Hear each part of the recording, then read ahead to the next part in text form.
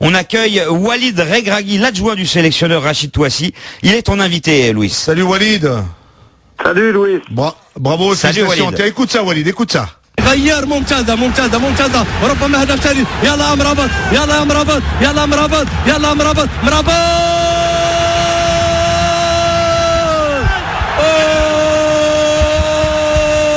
مرة جميلة Voilà.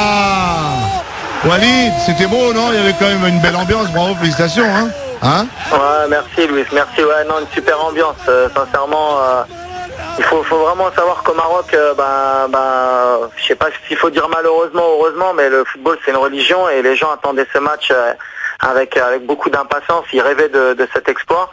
C'était peut-être une anomalie de ne pas participer à cette CAN et puis heureusement les joueurs ils ont super bien réagi, ils ont fait un super boulot et puis on va dire qu'on a corrigé cette anomalie ce week-end. J'ai eu l'occasion de voir le match. C'est vrai que sur le plan tactique, sur le plan du jeu, vous aviez trois défenseurs avec des joueurs de côté, avec sur le plan offensif en y mettant tous les arguments, tous les ingrédients. Et je pense que c'est comme ça que vous l'avez bien préparé ce match-là, Walid, non? Ouais, c'était un match compliqué. On avait regardé un peu le match aller où c'est vrai que les joueurs, sur le plan de l'état d'esprit et des efforts, ça avait été vraiment catastrophique. C'est ce qu'on leur avait dit, qu'ils pouvaient pas se permettre de pas faire les efforts les uns pour les autres. En tout cas, peu importe, même si c'est en Afrique ou ailleurs, dans le football moderne, si on n'a pas un bloc équipe, si personne ne travaille, si personne fait les efforts, on ressemble à rien et c'est ce qu'on leur a bien fait comprendre. Puis à côté de ça, le Mozambique c'est quand même une équipe, même si sur le papier c'est vrai qu'il y a beaucoup de gens qui dénigrent un peu ce genre d'équipe en Afrique, mais c'est une équipe qui court énormément et qui était assez bien organisée. Donc on savait qu'il fallait mettre du rythme et on espérait qu'en deuxième mi-temps on puisse faire la différence. C'est ce qui s'est passé. Donc félicitations vraiment aux joueurs parce qu'ils ont vraiment adhéré au nouveau projet qu'on leur a proposé. Même si tu sais qu'en une semaine, ce serait mentir que de dire qu'en termes tactiques ou en termes techniques, on a apporté quelque chose à l'équipe. On a surtout essayé de leur vider la tête, de leur apporter un nouveau souffle et de leur dire de se lâcher parce qu'il y a des joueurs de qualité vraiment. Il y a un bel état d'esprit, on essaye de recréer quelque chose, même si c'est pas évident, mais heureusement le résultat est derrière, ça va nous permettre de pouvoir travailler en vue de cette CAN. Sous l'air Guéret, c'était parti tout ça, tout ce que tu nous dis? Écoute, j'ai pas envie de parler d'Eric Guéret, son CV il parle de lui-même, le technicien il parle de lui-même.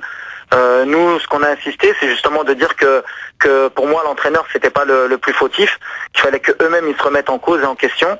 On a fait un état des lieux un peu sur ce qui s'était passé avant. On en a tiré, on va dire, des conclusions. On a fait des choix déjà sur la liste. On est reparti sur certaines choses. C'est vrai qu'il y avait certains joueurs qui avaient peut-être des passes droits. On leur a fait comprendre qu'il y en aurait plus à partir de la prise de fonction du nouveau sélectionneur. Donc il y a beaucoup de joueurs qui ont adhéré. On a appelé pratiquement tous les joueurs qui évoluent notamment à l'étranger pour leur expliquer le projet.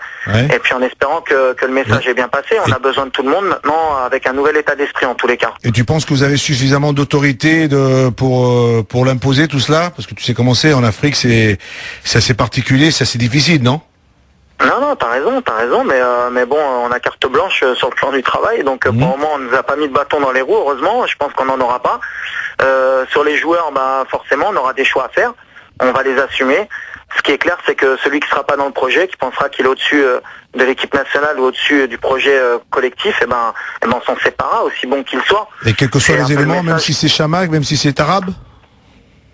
Ah mais on les a eu au téléphone, en tout cas on les a appelés, on leur a bien expliqué, notamment Marouane, on sait qu'il a besoin de temps de jeu, tant que Marouane n'aura pas de temps de jeu, forcément on sera obligé de s'en séparer et de pas l'appeler. Et Marouane le sait très bien, lui de trouver une solution dans son club ou ailleurs. Mais ce qui est clair c'est qu'un joueur qui n'a pas de compétition, même s'il a le talent de Marouane Chamakh, malheureusement aujourd'hui l'équipe nationale, c'est un nouveau message qu'on passe. Le joueur qui n'aura pas de temps de jeu, en tout cas effectif dans les jambes, on sera obligé de pas l'appeler, même si c'est un crève-cœur parce qu'on sait le talent qu'a Marouane. Mais on est obligé en Afrique, comme ailleurs, si t'as pas de temps de jeu dans les jambes, forcément t'es pas à 100% et nous on a besoin de gens à 100%. Walid Regragui, l'adjoint du sélectionneur marocain, est en direct dans Louis Attaque à partir de 17h. N'oubliez pas, Vicente de Bosque et Juan Mata seront eux aussi dans Louis Attaque. Walid, j'ai regardé le match, parce que je peux dire que je l'ai vu, j'ai observé, c'était vraiment dans une bonne ambiance du côté de Marrakech, j'ai aimé ce stade de Marrakech. J'ai aussi vu que lorsque vous avez fait ce changement avec Younes Belhanda, qu'il était prêt à rentrer directement au vestiaire et il a fallu que tu le retiennes pour qu'il reste sur le banc. Non mais Younes c'est un joueur de caractère, c'est un joueur qui est adorable, qui a énormément de qualité. Mais c'est un joueur qui est orgueilleux aussi. Bon, moi j'aime bien les joueurs orgueilleux. Maintenant, il fallait qu'il comprenne que voilà, il y a une équipe, il a fait le boulot, c'est ce qu'on lui a dit, il a fait le boulot pendant 60-65 minutes. Il y a des joueurs qui étaient sur le banc qui l'ont relayé. C'est aussi le message qu'on essaie de faire comprendre aux joueurs, c'est que voilà, il y a des joueurs qui débutent, il y a des joueurs qui terminent, il y a des joueurs qui sont dans la tribune. Tout le monde mérite aussi de jouer, tout le monde a envie de jouer. Ce qu'il faut qu'ils comprennent aussi, et c'est ce qu'on lui a expliqué à Younes, mais il est assez intelligent pour le comprendre. Sur le coup, il a eu de la frustration, mais c'est qu'on avait un joueur sur le banc qui joue à Liverpool. Et on a mis un joueur qui évolue dans le championnat marocain, et ce joueur-là, Saïdi, il a rien dit, il a été dans un très bon comportement, et comme j'ai dit, il a prouvé en rentrant toutes les qualités qu'il a, et il a peut-être prouvé qu'on avait tort aussi peut-être de le laisser sur le banc. Donc voilà, c'est un peu l'image aussi qu'il faut que retiennent les joueurs, c'est que voilà, personne n'est indispensable en équipe nationale, mais tout le monde est important. Mais voilà, il y en a qui joueront, il y en a qui joueront pas. À chaque fois qu'on fait appel à eux, il faudra qu'ils donnent tout. Mais il a très bien compris, Younes, c'est vraiment un joueur de talent. Ah oui. C'est un joueur qui a de l'orgueil, on aime ça, mais vous avez raison, vous avez raison. C'est un péché de jeunesse, mais et ce qu'il faut qu'ils comprennent, c'est que nous on fait notre boulot d'entraîneur. Il avait un carton jaune. On avait peur justement après l'expulsion du Mozambique que l'arbitre puisse vouloir corriger un peu cela sur la moindre faute. Donc c'est aussi c'était un moyen aussi de protéger l'équipe. Donc et puis en plus c'est Amrabat qui rentre, qui joue à Galatasaray, qui est un grand club aussi. Donc voilà, il y a vraiment de bons joueurs au Maroc. Il y a vraiment une génération qui est talentueuse. Et tout le monde est important. Younes au 32-16, supporter du Maroc. Salut Younes. Ouais, salut Louis, comment tu vas? Eh ben très bien, on est avec l'entraîneur adjoint du Maroc. C'est une belle victoire pour le Maroc, une belle qualification, parce que déjà la CAN sans le Sénégal et sans le Cameroun et sans le Gabon, et t'imagines toi si le Maroc serait passé à la trappe, ça aurait été quoi comme CAN, non? Ah oui, tu as raison. Non, tu as raison, on est très très content ici au Maroc. Parce que voilà, une victoire 4-0, il faut remonter à juin 2010, la victoire contre l'Algérie pour retrouver un match d'une telle envergure. Maintenant voilà, pour moi c'est la victoire vraiment du coach et du staff, parce qu'il y a eu des décisions très intelligentes qui ont été prises, notamment comme la non-sortie du Youssef El Arabi, qui a quand même en début de match raté des occasions assez importantes. Une importante. T'as une question pour Walid, Younes? Oui, moi j'ai une question. Vas-y. La question que je pose à Walid, c'est vraiment, déjà bonjour Walid, et déjà ça me fait vraiment plaisir de te voir dans le staff, depuis la CAN 2004 je te suis. Donc voilà, ma question elle est simple, c'est vraiment est-ce que vous allez vous bâtir vraiment sur ces joueurs qui ont été convoqués pour ce dernier match, ou vous allez encore convoquer d'autres joueurs susceptibles de venir nous aider, comme je pense notamment à Adel Taarabt? Est-ce que vous allez encore continuer à ramener Marouane Chamakh, ou vous allez vraiment vous centrer sur les joueurs qui ont été présents? Voilà ma question. La réponse, Walid. Merci Younes. Merci Non, Younes. mais comme je l'ai expliqué, nous on n'élimine pas personne, ça c'est vraiment sincère. On a appelé vraiment tous les joueurs. Adel il fait partie aussi du projet, comme Marouane. Maintenant, comme j'ai dit, c'est aussi au vu de leurs prestations dans leur club.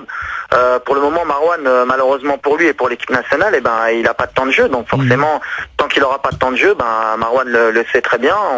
On a voulu l'avoir au téléphone, malheureusement on l'a pas eu, mais on lui expliquera. Je me déplacerai sûrement à Londres avec le sélectionneur pour lui expliquer que voilà, sa situation, elle peut pas durer pour l'équipe nationale. Quant à Adel, c'est un joueur talentueux qui a aussi énormément de caractère, mais Adel, ce sera pareil pour lui s'il joue pas dans son club.